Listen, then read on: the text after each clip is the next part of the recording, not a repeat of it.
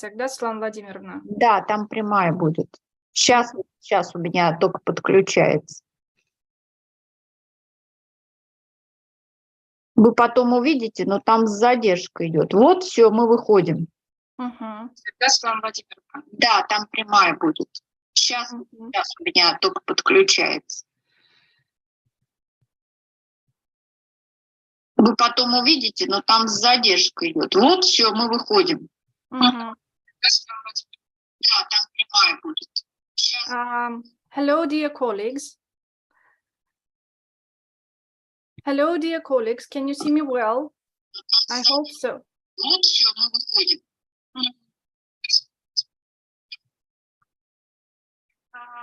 Hello, dear colleagues. Hello, dear colleagues. Can you see me well?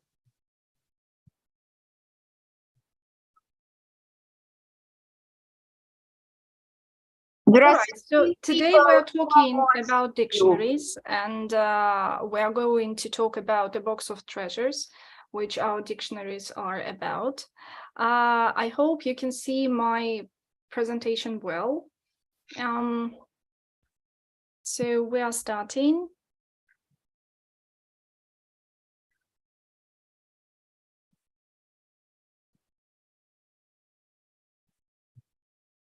So today we will be speaking about the way we use dictionaries in our everyday classroom activities or as a hobby, because dictionaries are not just about learning something and acquiring skills. It's also about enjoying the language that we are exposed to.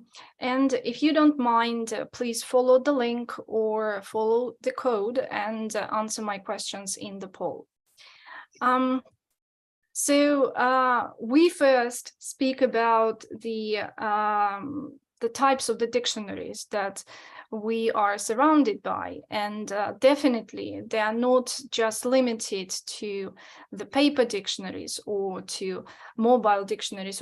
I'm sorry to interrupt you, but you do not show your presentation. Share the screen, please. Yeah, I've been doing that. Just a second. Yep. Let me try again. So now we have 67 people. Good to know that. And I hope that while I'm adjusting my equipment, you can answer the first question on the poll, which is where you come from. So what? Irочka, they cannot do that because they are in YouTube and you are in Zoom. Yeah, just a second. I'm trying to show. Yep, and this is my presentation. Can you see it now? Is it visible? Yeah, it will. Just a minute. Just a minute. It should be.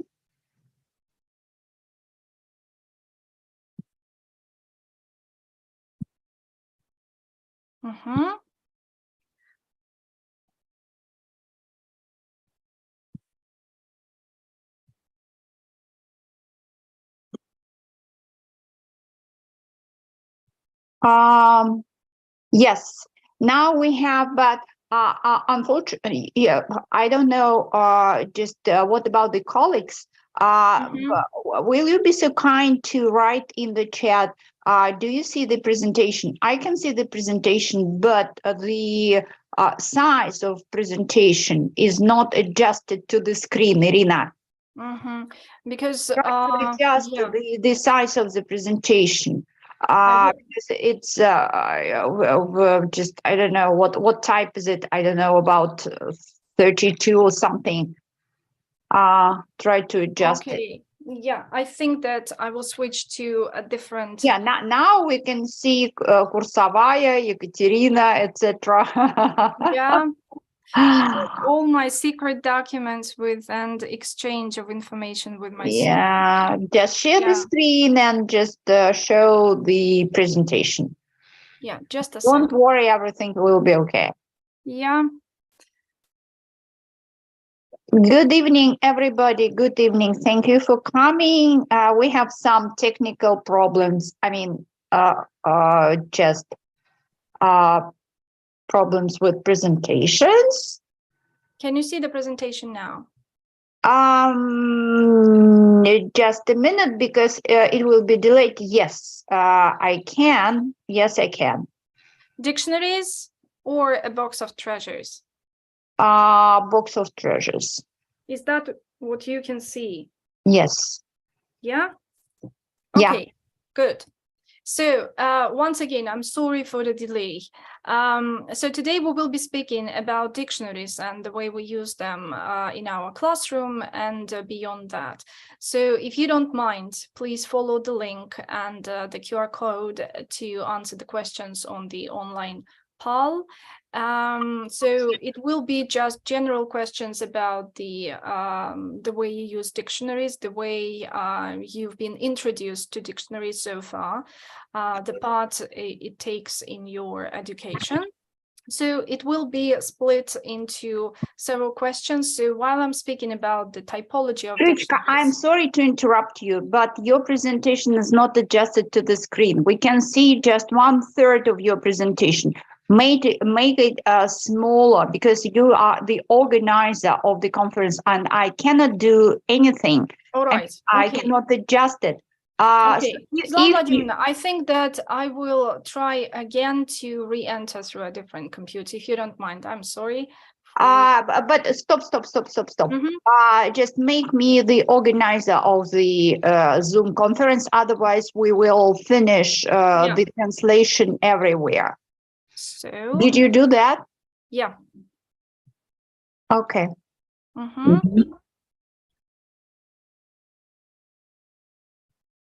Did you do that? Yeah, I did. Okay.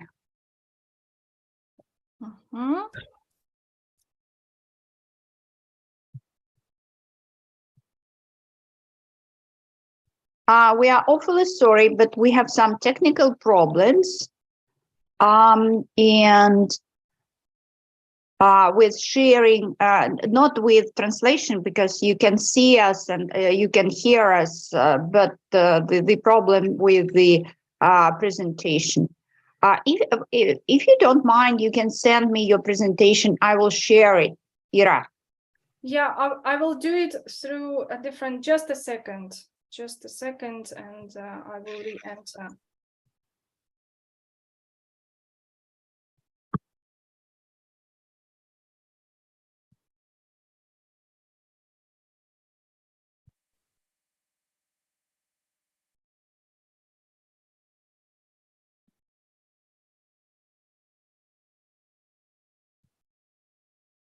Meanwhile, tell us, please, where are you from? And yes, we're going to adjust the presentation. Yeah, it will take us about 3 minutes. Where are you from? So just what city, school, or university? Are you an experienced teacher, or are you a novice teacher?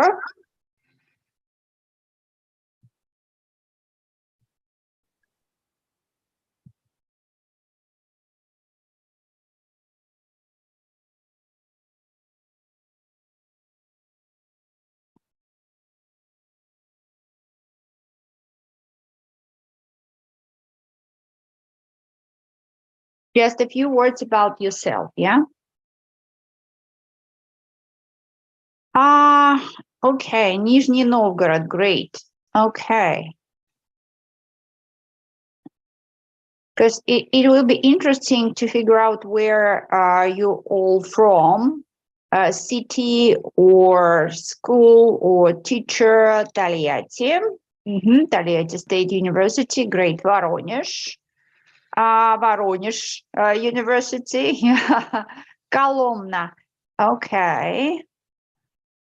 In Kolomna, there are several universities, if I'm not mistaken. Volgograd, Voronezh. Okay, great. Student from, you are student, Anya, Kolomna, Donetsk, great, Donetsk joined us, Moscow, Rudan, okay, Volgograd, St. Petersburg, Gertsen University, Kolomna, an experienced teacher, Orenburg, aha, Donetsk, Moscow, Gzhel, aha, Rostov. Vladimir, I'm ready to talk. Yes, and I'm ready to share my screen. Yeah, I switched to a different laptop. Okay, great. I'm going to. You will be the organizer, and you will finish everything here. I mean, finish Zoom, and on YouTube it will be automatically stopped. Go ahead. Can you share? I will have a look. Share the screen. Yeah, just a second.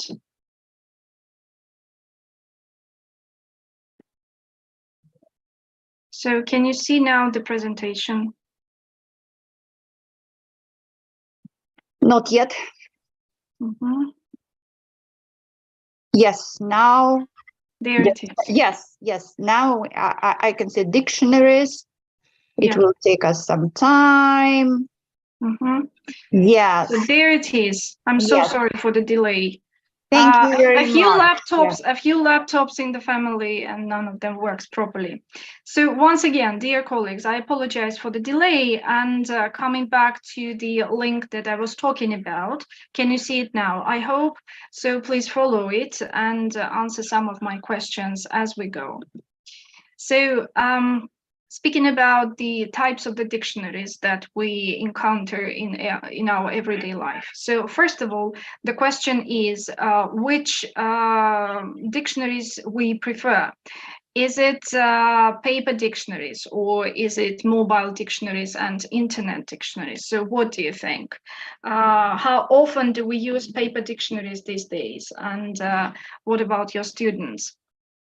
So I don't see my students with a paper dictionary, almost never. They bring it with them.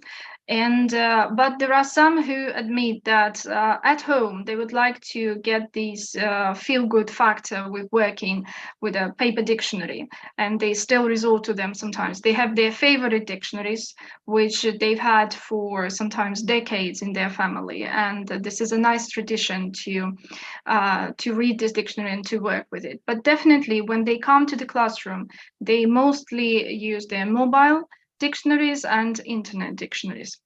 Not to mention the fact that sometimes they forget about the word dictionary and just Google for information, and whatever source they're actually given access to, they're happy with it, no matter what it is.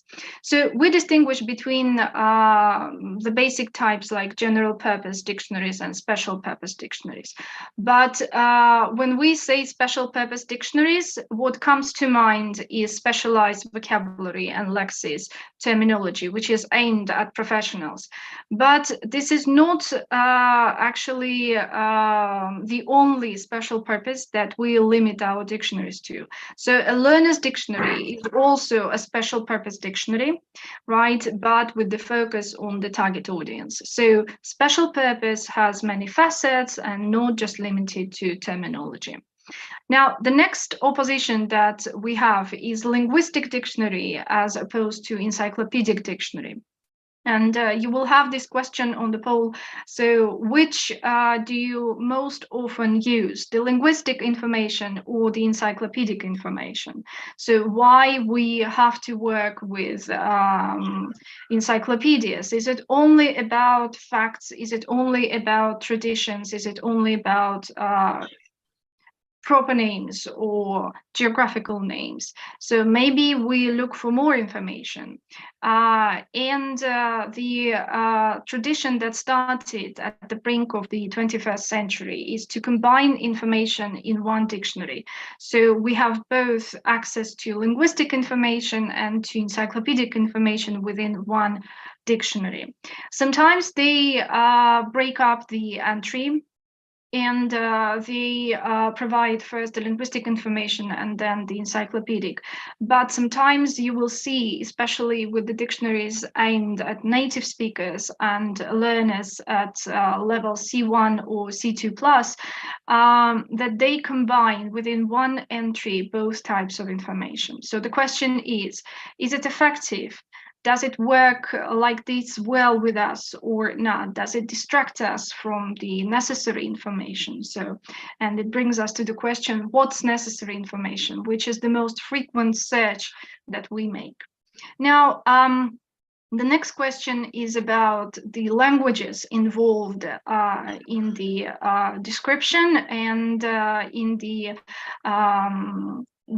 in the entry explanation. So is it just one language, which gives us a monolingual dictionary? Is it two languages, which gives us a bilingual dictionary?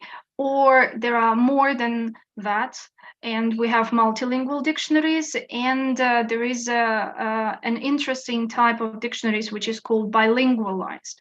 Now, what's a bilingualized dictionary? It's about a monolingual dictionary, which comes from a well-known publishing house like Oxford or Cambridge. And the ready-made product was translated in some instances into a foreign language.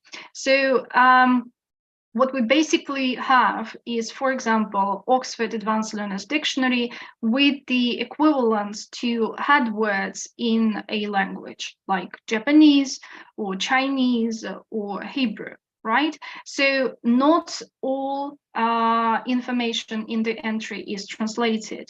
Neither definitions nor grammatical information or, for example, illustrations, examples, they are not translated into L2, but at least the head word is what we have an equivalent to.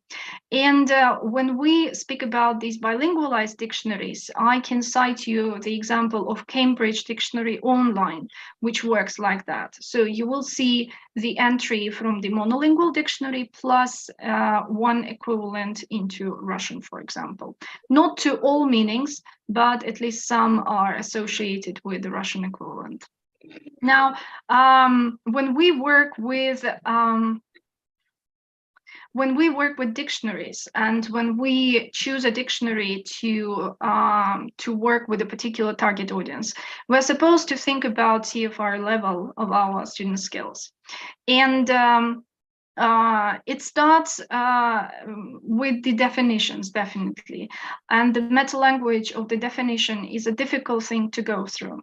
So, and we can see with this example from Collins. So the upper part of the slide is devoted to learner's dictionary entry. So the word leverage, and you can see that the word is written into a full sentence definition, which shows the function of this word, the usage of this word in a context right from the very beginning, from the definition. And we are also given information about grammar, about the field of knowledge or professional sphere. We are given an illustrative example, so an illustration, and for learners, we get full sentences. And quite often, we are not limited by just one example, but we are given an array of examples, plus an additional extract from a corpus, and the examples extracted from the corpus. So as many illustrations as possible are given in a learner's dictionary, which is definitely an advantage. Now, when we speak about information which is extra to the definition and to the meaning of the word in a learner's dictionary, we understand that there was a definite departure from coded information in learner's dictionaries. Like they started with Hornby in the 40s of the 20th century. there was a number of codes that each entry contained, and you had to learn what they stand for. But now they departed from it, and you can see that the information is almost explicit. So sometimes we have contracted forms and abbreviations, but they are easy to remember and they are easy to understand even without going to the index of these abbreviations. Now, with the bottom part of this slide, you can see that the same word to leverage as a verb is given a definition in native speakers dictionary, the enhanced power available to a large company. So first of all, we see that there is no full sentence definition, and the definition is limited to a short phrase, sometimes even lower than that. And with the bottom part of this slide, you can see that the same word to leverage as a verb is given a definition in native speakers dictionary, the enhanced power available to a large company. And we can see that the example is not a full sentence as well. And to be honest, in the native speakers entry, you will see that some meanings are not accompanied by an example at all. And some meanings are accompanied by an example in a short phrase. Sometimes it's even a synonym, so it doesn't merit the status of an example at all. And you can see that with Collins Dictionary Online, it's within one search entry. You will see that the upper part of the page is devoted to a learner's entry, and the bottom part of the page is devoted to native speakers. So you see whether you are happy with the explanation given to learners, and then if you're not, you can proceed to the bottom part. So when we speak about the levels dictionaries are designed according to, we understand that one of the headliners in this direction was Cambridge Dictionaries and Cambridge Publishing House.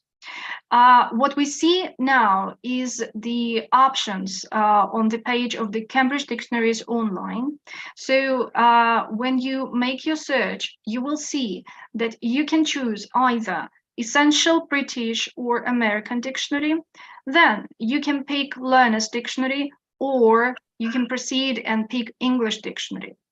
So the last one is aimed at students with at least B2 plus level of skills, and what they comprise is not only the Advanced Learners Dictionary, but also academic corpus. So it's an extended corpus that this dictionary is based on. So if you feel that your students are not ready to start with monolingual dictionaries so far, you can recommend Essential British on Cambridge platform, and you will see that the meanings are quite limited in number, so they won't be distracted by the whole paradigm of semantics.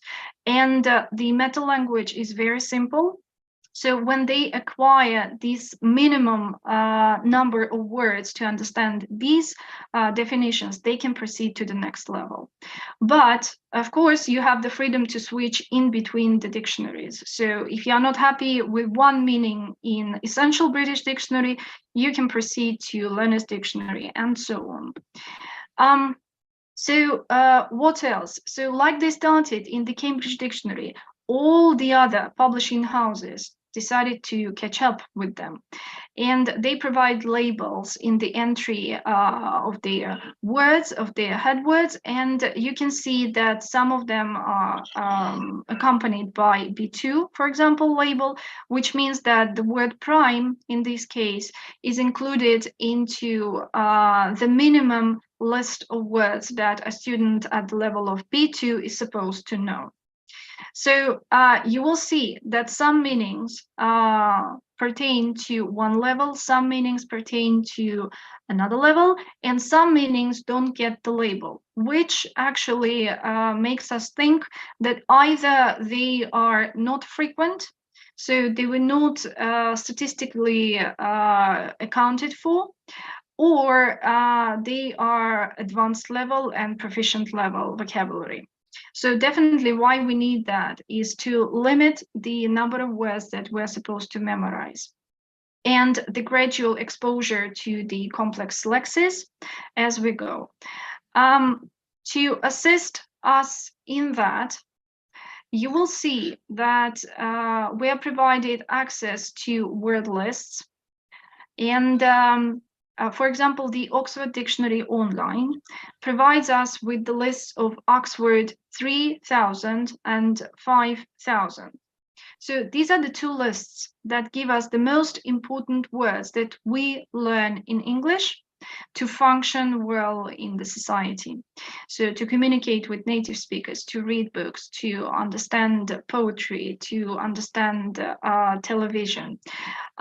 So another list which is highly recommended is the Oxford Phrasal Academic Lexicon and Oxford Phrase List. So they are aimed at more proficient students, and they're aimed, so it's self-explanatory, so for academic skills. When we access this list of words, we see that we can check our texts against their website to see whether a text contains words from A1, A2, B1, B2, or C1 level vocabulary. For example, you will see in a second that, yeah, so that's it. So the lyrics from the song by a famous British singer shows here, and we can see that her lyrics feature mostly A1 level vocabulary. So the most of the text is colored in light blue. We have a few words in pink, which is A2 level. We have just one word from B1, forever. One word from B2, silence, and just one word from C1, drawing. So we can judge by this checking opportunity, checking browser, that we are exposed to very simple language in the case of this song. So Adele's song is easy to perceive, easy to understand. Now, what we can do with this information? First of all, we understand that when we design materials, we need to check which lexis belongs to which level. Not to overwhelm our students with complicated lexis, not to overdo with some words that are not frequent, right? So the next step is getting statistics from this text checker. And you can see that 87% belongs to A1 level. You also see at the bottom of the slide that there is some unclassified vocabulary. And usually it means that it's not frequent lexis, or it's C2 plus vocabulary, or it's not part of the corpus which was dissected into the levels of lexis. Now, another problem with this engine is that it doesn't work well with boundaries between compound nouns. It doesn't detect phrasal verbs or idioms. So which means that in the majority of cases, when we face idiomaticity, it's not going to help us. And it is supposed to be handmade, so to say. Now that we realized what our text is comprised of, we can proceed to activities. And this particular engine provides very simple exercises with filling the gaps with the words. So nothing complicated, nothing advanced in terms of design, but still it's easy. It's done in a matter of seconds. So sometimes for quick exercises and quick breaks in your classroom, you can resort to this resource. Now, when we work with these lexes and we dissected it into particular levels, we can also use the resource provided by Oxford Advanced Learners Dictionary, which is the list themselves. So we can download them. We can filter out the lexes that we don't require. And we can give this list to our students. We can use them to design our materials.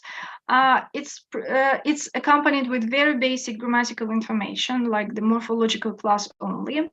It's provided with the phonetic form, either British pronunciation or American pronunciation, nothing extra. But we definitely realize that when we give this list to our students, and when they master them, when they learn at least 3,000 words of the basic vocabulary, they will work with monolingual dictionaries more effectively. So when we move on to the most important aspect of the entry that we actually access our dictionary for, we work with semantics. And so speaking about the quality of the description of the meaning of the semantic paradigm of words, I must say that traditionally Longman Dictionary of Contemporary English, which you can access online, is praised for the minute description of each particular semantic nuance. So you can see here on the slide that even the word prolific is provided with minute differences in definition, in meaning. So when they say that someone is prolific, they specify who exactly is prolific. It's artists, it's writers, it's producers. Then we understand that even in the field of sports, a person can be prolific. And to be honest, it's not that necessary, and some dictionaries would skip that. But again, this is their tradition to be very particular with the distinction of nuances in semantics. So we can say that when we need this dissection, when we need to break up into components that far, I would say. So Longman Dictionary Online is the one to use. Another popular category that Russian users usually look for in a dictionary is pronunciation. And the question is which pronunciation we prefer, whether it's British or American. In the majority of dictionaries, I would say in all of them, we are provided with the information on both variations. And we can also click on the icon, which will produce the sound of these words. So not necessarily making our students learn these transcription symbols, although they are simple and we can definitely learn them as we go, right? So, but still for simplicity, for easy access, you can click on the icon and hear how native speakers pronounce these words. Now, if we're not happy with just two options, American or British, we can use other resources. And unfortunately, the famous publishing houses do not provide this information, but we can access other resources. So for example, the website Forvo gives you a collection of pronunciation options coming from all across the world. So for example, when we work with the pronunciation of the word spider, and we would like to hear how Canadian speakers use this word in their speech, we opt for this particular pronunciation, and we can hear how they pronounce a separate word, how they pronounce a word in a context. And again, we are not just limited to Canadian pronunciation. You can encounter Australian pronunciation, Indian pronunciation, so all former colonies. So the next important feature that I recommend is using Collins dictionaries online when we are interested in quality pronunciation of a context. So you can see in the slide that you have this icon next to the example. So there followed an acrimonious debate. You can click on the icon and you will hear native speaker pronounce this example. So not only a separate word, but also in a context. Now, the next important category that we need to look for in a dictionary is combinability. And definitely the first that comes to mind is collocation. So we don't speak in single words, we speak in chunks. And to apply lexical approach to teaching L2, we definitely need more information on collocation. So let's look at the word credit, and I give you the entry from the famous Oxford Dictionary of Collocations for Students of English. So you can access it online, and you see that it's important to draw our students' attention to the fact that the list of collocations will vary from meaning to meaning. So you don't get one list of collocants to all meanings. So each separate meaning, for example, let's take credit in its third meaning, praise and approval. Definitely it will have a different list of collocations, unlike the meaning which we usually use about bank accounts. We see that the entry is divided into morphological classes. What groups of words go together with credit? So the most frequent is adjective in the function of an attribute. Then we see that credit follows a verb. So it's the object. Then we see prepositional phrases and phrases which are akin to idioms. And so on. So it's important to understand that when we look at the list of the collocations, we see some lines. So the vertical line in this entry means that we proceed to a completely new group of concepts.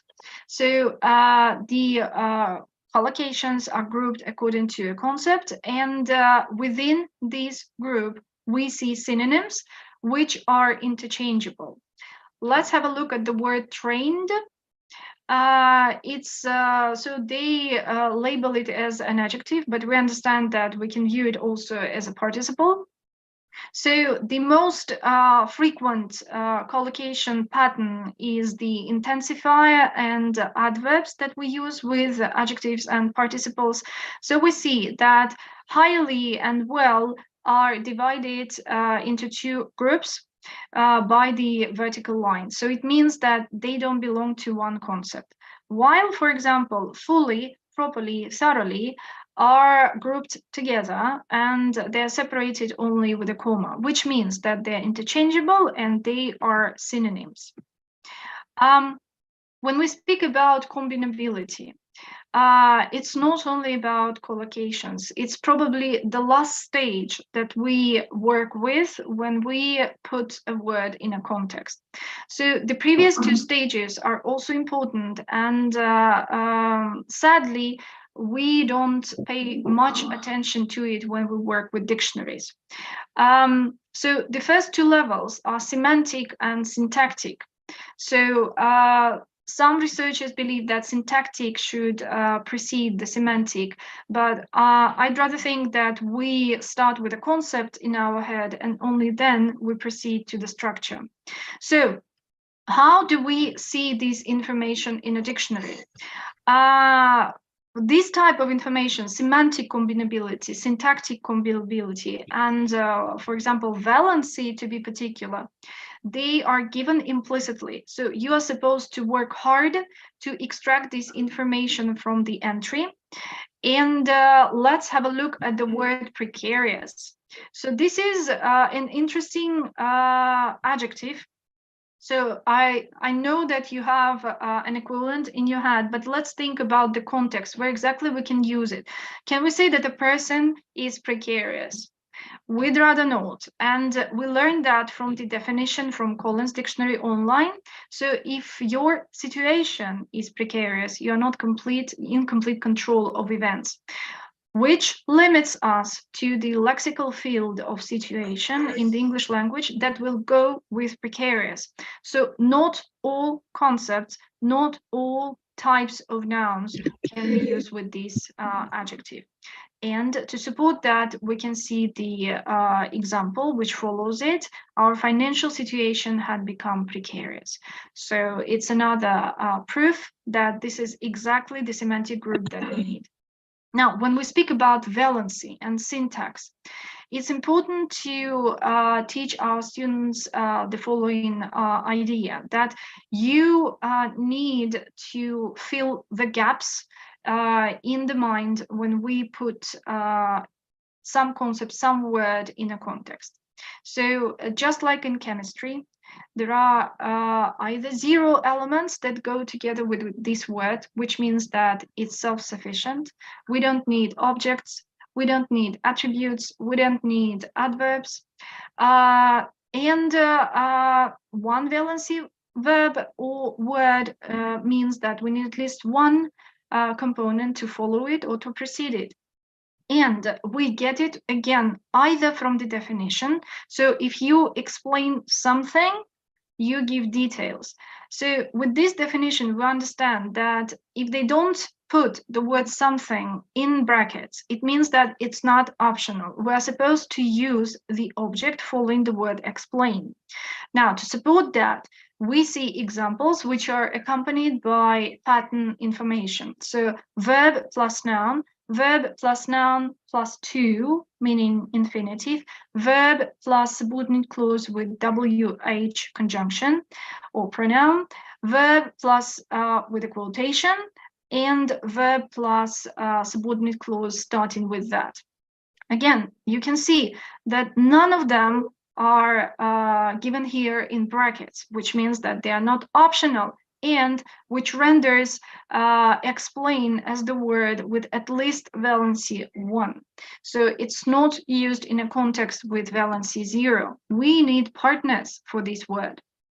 Now, the next interesting information about the words that we encounter in a dictionary and the reason why we sometimes go to a dictionary is etymology. Definitely you need to be a language fan. You need to be a linguist, at least at heart, to look for etymology. But it's important because it gives us another association to remember this word. It gives us an understanding of the inner form of the word. It gives us the understanding of the metaphor, which is hidden in every word. So let's take, for example, Merriam-Webster Dictionary Online. It's one of the traditional dictionaries that started providing etymology to students. And we can see that, for example, the word syllabus is accompanied by a very short information chunk, Latin, alteration of Latin syllabus label for a book, from Greek syllabus. It's not sufficient, and we can see that even if we get this information, we don't understand how words developed, right? So to be more specific about the history of the word, we need to go to Collins Dictionary Online. And we can see that it came true from late Latin, but it was erroneously from Latin citibus, parchment strip giving title and author, from Greek cituba. And it poses the question how we get this double L in the word syllabus while we had the original word featuring double T. Now, the next level of depth is achieved when we work with the dictionary, which is aimed specifically at etymology. And this is Etymological Dictionary Online. And we can see that this particular feature was an accident that was probably the misreading and misprint, or maybe it was handwritten and then rewritten with a mistake at some point at the 15th century. So, and this is the example of the so-called ghost word, when someone made a mistake, someone else repeated it, and now we have it with a mistake in terms of etymology. Now, how do we get our students interested in this kind of information? So we definitely can provide them with some chunks of information to the list of words that we give them. And we can design specific activities for that purpose. One of the examples you can see on the screen, which is a text written in contemporary English, but some stems are given as Latin or Greek stems. And we encourage our students to develop their linguistic awareness, to see connections between languages, and come up with contemporary words which are derived from these stems. So you can see that they make mistakes, but they are not really bad mistakes. Like with the impedire stem, we see that the student got impediment. So they realized that there is a connection, definitely. It's just they got the number incorrect. That's why we have a mistake here. Or sometimes they confuse the negative and the positive context. That's why they misused negative suffixes or negative prefixes. And this is the majority of the mistakes that they make. The rest is correct, which proves that they're quite capable of working with etymology. Now, when we work with word formation, it's not necessarily based on etymology. Definitely, it's contemporary word formation as well, and we have some trouble with it. So we see that when a student is given a stem, a root, they don't know how to go about in a dictionary. So where exactly they can locate this information. Definitely dictionaries are getting better with this type of information. And we see that we have families of words, and we have separate lists of the words which are connected with one stem. But sometimes we don't get the full list. And the most problematic thing is that our students don't understand that even suffixes and prefixes can be added to one stem only in particular meanings. Like, for example, you can see the task and the mistake of my student. So we see that artificial languages have been somehow unsuccessful.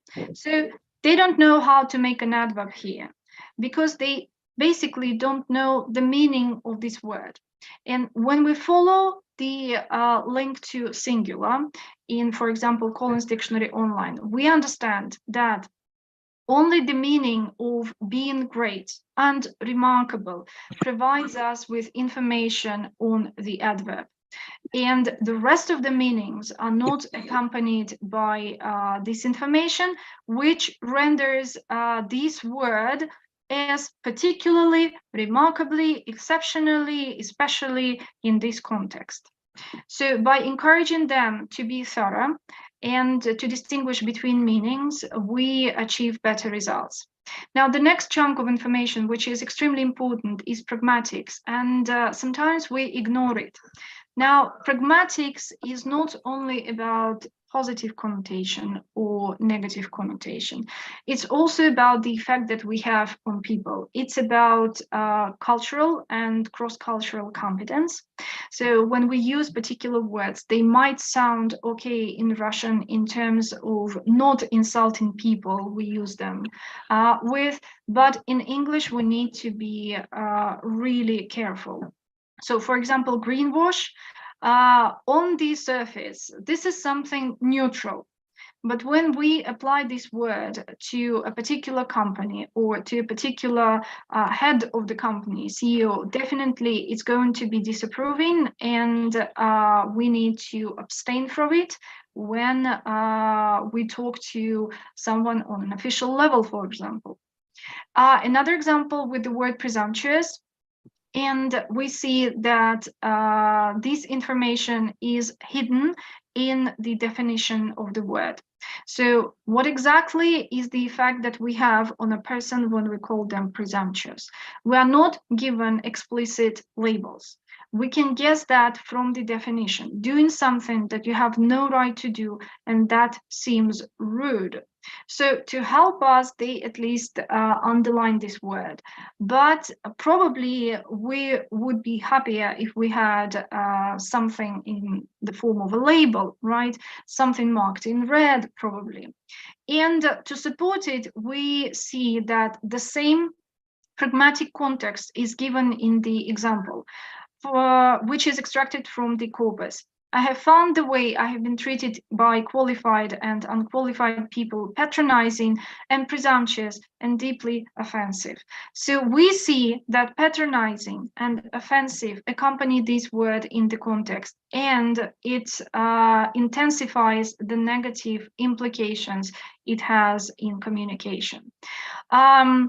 So when we speak about the next important aspect of the dictionary information, it's dialect. And we see that we are provided this information in the entry, but not specifically. For example, the word again is provided with the following information. So this is a dialect word, which is not sufficient because we would rather know what dialect it comes from. And only with thorough research, we later realized that this is Scottish. So this is something that these dictionaries, even from authoritative publishing houses, still need to work on. The next important information is frequency, and we are provided with some explicit information whether a word is frequent or not in, for example, the number of stars or the number of dots in the Collins Dictionary online. So you can see that, for example, realm is quite a frequent word in the English language. So even though it belongs to a high level of lexis, it's still frequent, which means that it's worth our time and worth learning for our students. Now, with Collins, we get also the the dynamic usage of a word across time, and we see that at some points a particular word becomes popular and it's used more frequently, but then it declines in popularity and the frequency also declines. And this is important when we sort of dismiss some lexis and we don't pay much attention to it. We don't ask our students to learn it because we understand that, the probability of it being used by them in communication is very low. So maybe it's not worth making them learn it. And maybe the last thing that I would like to talk about today is the basic question that our students pose to us, which is, isn't it sufficient just to Google for information and not be, involved and engaged in this difficult research into dictionary entries? It's okay to Google, and basically, to support this answer, I can say that when you Google something, you are given information from a very good source, which is Oxford Languages online. And we can rely on this information because it is based on corpus research. It's based on the studies of skills that we acquire. It is based on the statistics. And definitely Googling it is okay. So for example, the word elucidate, you can see that when we Google elucidate with the word meaning, we are given this entry from Oxford Dictionary.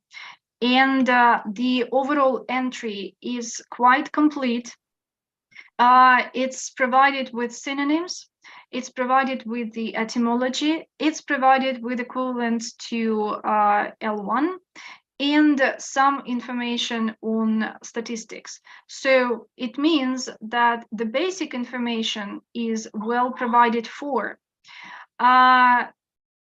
Therefore, we can recommend this type of search to our students.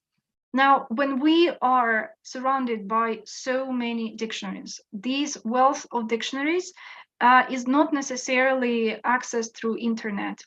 We can upload the dictionaries which we love, which are favorites, to our mobile applications. For example, for application, we can arrange our favorite dictionaries according to our preferences and needs. And for example, the first entry that we get to the word reference comes from our favorite Oxford Advanced Learners Dictionary. Then, for example, we need information on collocations. Then the next entry will be from this dictionary, and so on.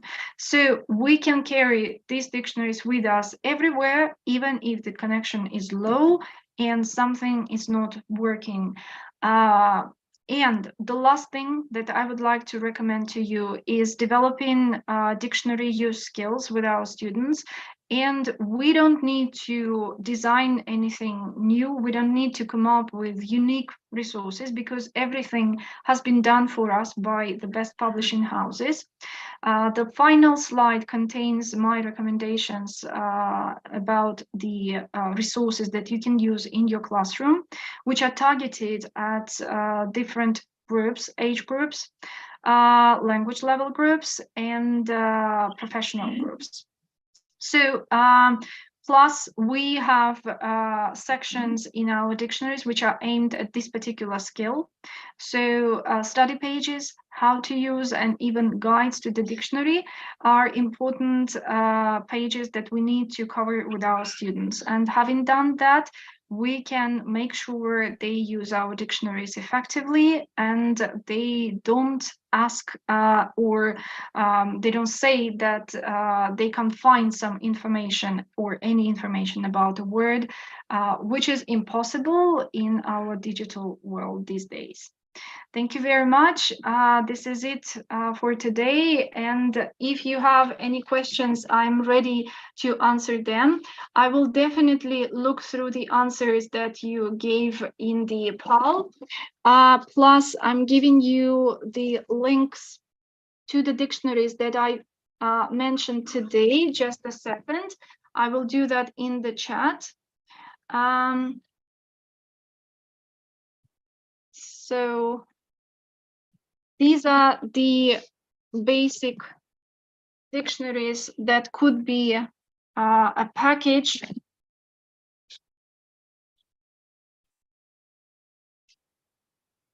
A package that can be accessed every time we need support from a dictionary.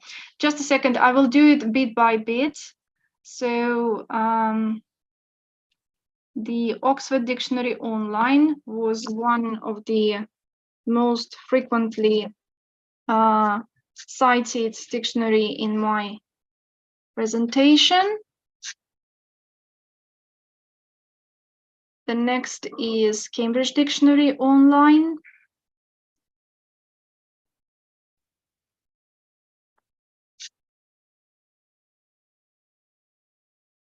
The Atimon Dictionary, which I strongly recommend, will be the next.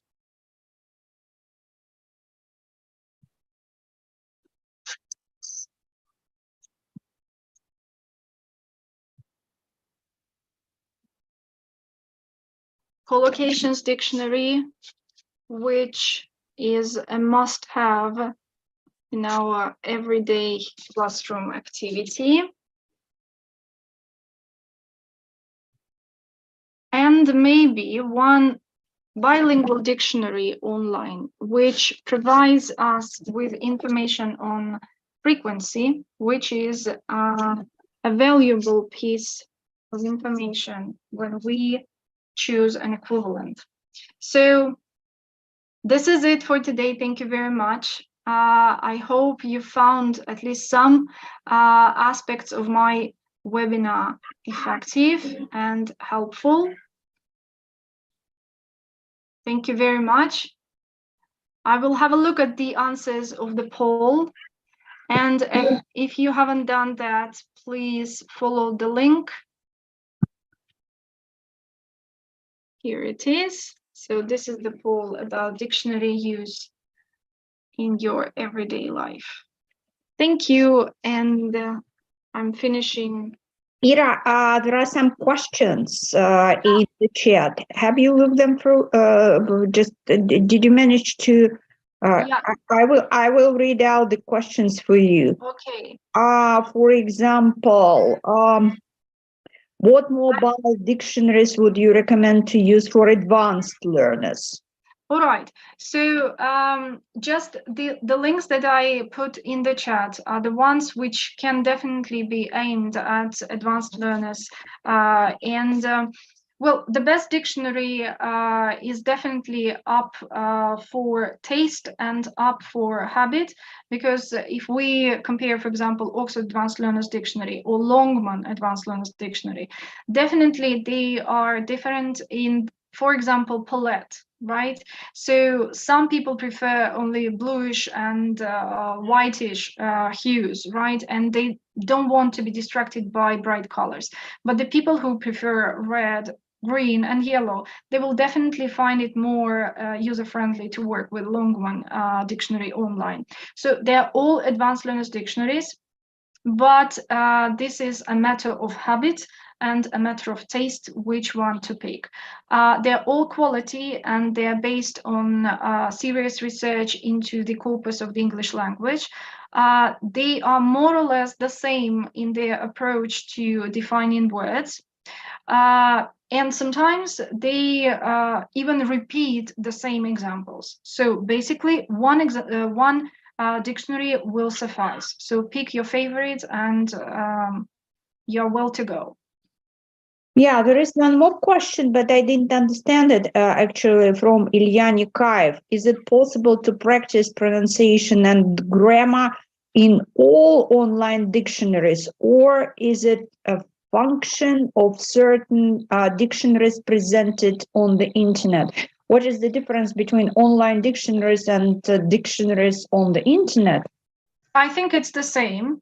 It's the same. Yeah, it's the same. So yeah. So all of them provide information on pronunciation, and all contemporary dictionaries definitely don't limit themselves to transcription.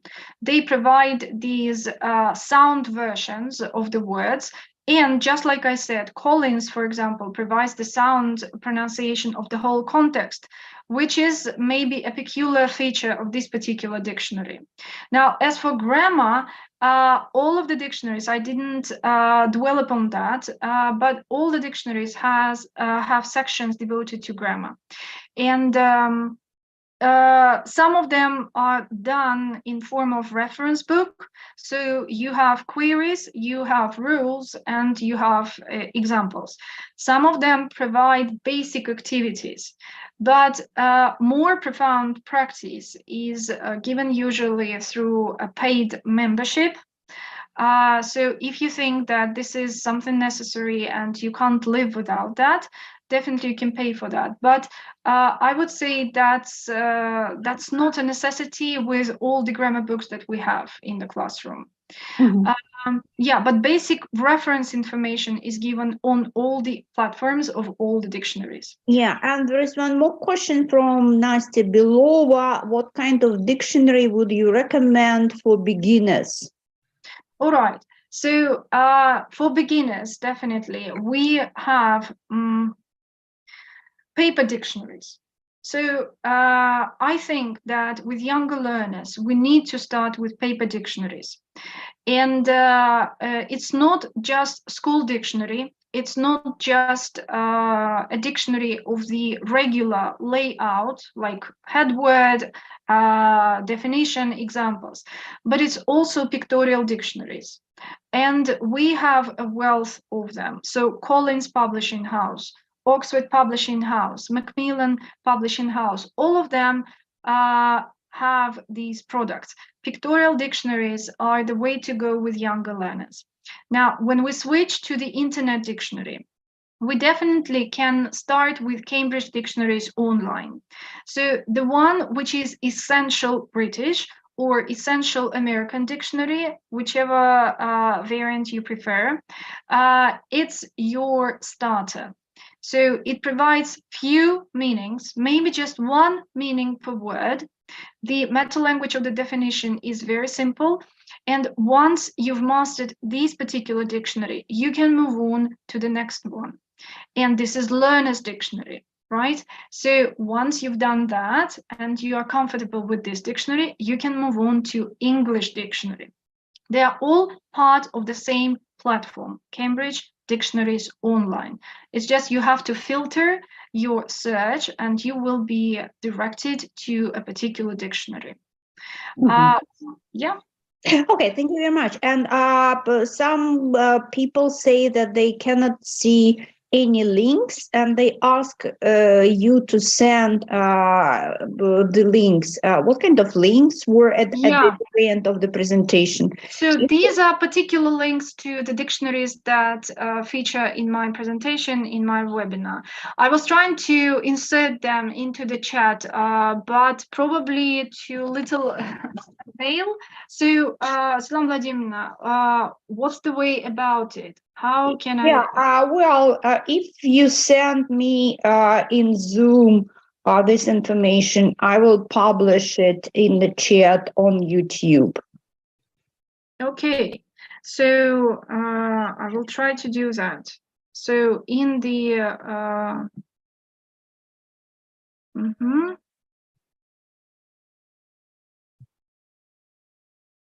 just a second.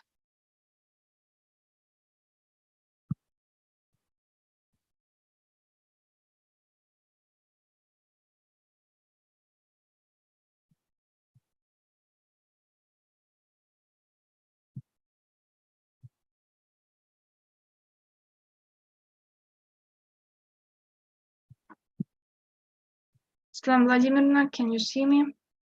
Yeah, yes.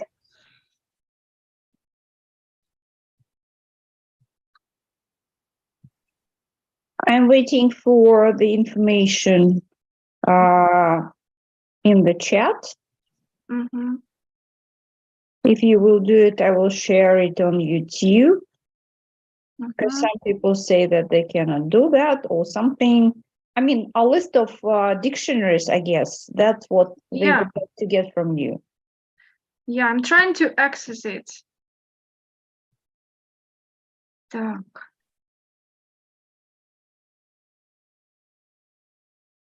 Or just show the slide and people can have a look at this slide and make a picture of the slide.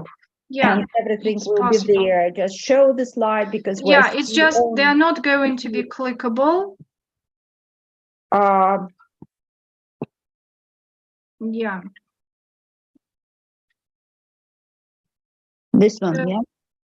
Can you see? Yeah, Oxford, Macmillan, College. Yeah. So the basic list, the examples that I cited, they came from these particular dictionaries. Just I was trying to insert them into the chat, but again, they were not clickable for some reason. So this is the list. But they will know. Yes. So that's why I don't think that there will be any problems to find them. So the simplest way, the simplest way to go about is just start your Google browser and type in Macmillan Dictionary Online, Oxford Dictionary Online, and so on. And you will be directed to a particular website. Okay. Thank you very much. Thank you. Thank you very much. Thank you all for coming. And we're going to finish. Thank you, Irina, for Thank you very much for the support. Scientifically based information on dictionaries, because sometimes we forget about the most obvious things, you know. Dictionary should be used everywhere and by just all members of the learning process, and we don't know how to use it. We don't know how to find the word or example or context with the help of the dictionary. Thank you very much. Thank you.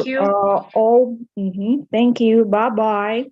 See you next Saturday. Bye.